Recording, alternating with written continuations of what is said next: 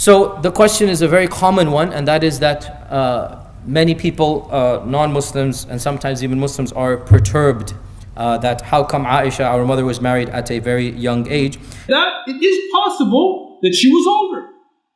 It is also possible that she was 6 at the time of engagement or 7. You find some so-called scholars. I graduated from the Islamic University of Islamabad with a master's focused in hadith. So-called scholars making these estimates based on some other evidences. It's like for example, Aisha in one narration she says, I was engaged at the age of 6. In another narration she says, I was engaged at the age of 7. Sometimes she said 6, sometimes she said 7. That shows there's a difference of opinion, and therefore we cannot trust anything. But did she actually know her age or not? Allah knows best. So that's what they say, that's what they do. Subhanallah. And they bring the weakest of evidences to prove to prove that she was 18. So for example, they'd say that Asma bint Abu Bakr, who's the sister of Aisha, was 10 years older than Aisha. Asma, the older sister of Aisha radiallahu anha, she was 10 years older than Aisha radiallahu anha. Okay. And that she was 100 years old when she passed away in the year 73 after Hijrah.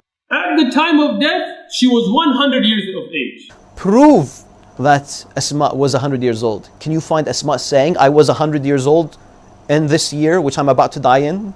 You can't find something like that. It's based on a historian's logical guess, a guess. And this is put ahead of Aisha saying, I was 9. In multiple sources, according to multiple eyewitnesses. Subhanallah. Yes?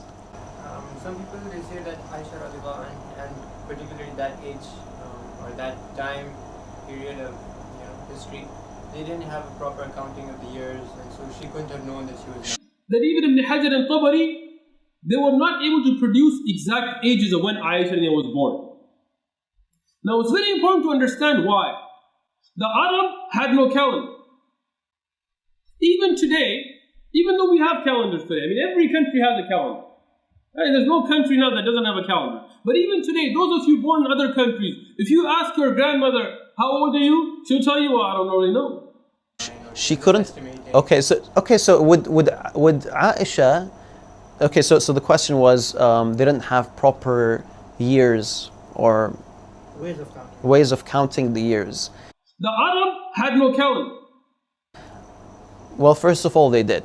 They could count the years, and there is a lot of documentation of years at the time. So first of all, that's not factual. Would Aisha make a 9-year mistake?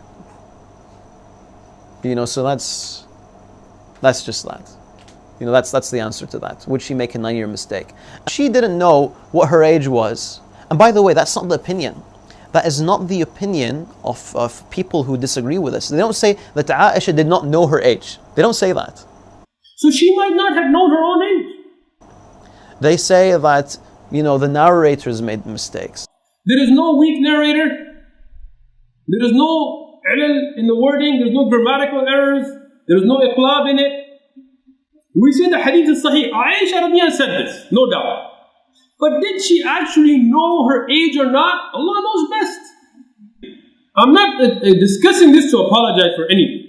Oh Muslims, don't apologize for the truth and don't distort the truth. There are Muslims that try to deny this. Oh, he didn't marry Aisha as a young girl. Ya akhi, look, that's not the way forward.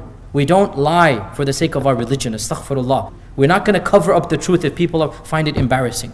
This is the reality. Deal with it. To be honest, mutawatir. To be honest, it's mutawatir evidence. Her saying, I was 9 years old. Our Prophet ﷺ married a young girl. And we are proud of this. And we're proud of that.